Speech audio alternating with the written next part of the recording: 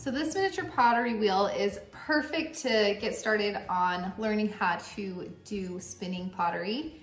You've got the controls here. This turns it on and controls the speed.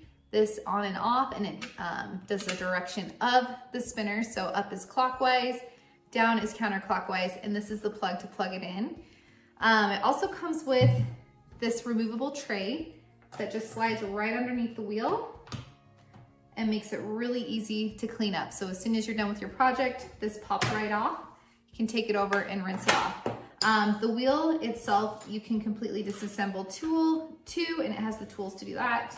And it comes with all of these to put designs and stuff on your pottery. So I'll plug it in and show you kind of how it all works. All right, so you're just gonna plug it in right here. And then this dial here adjusts the speed. We'll go clockwise first. So you put it up,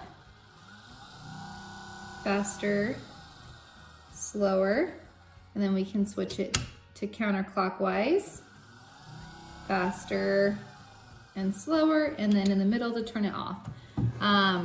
So it works really well, and it's perfect for those who want to learn how to do some pottery.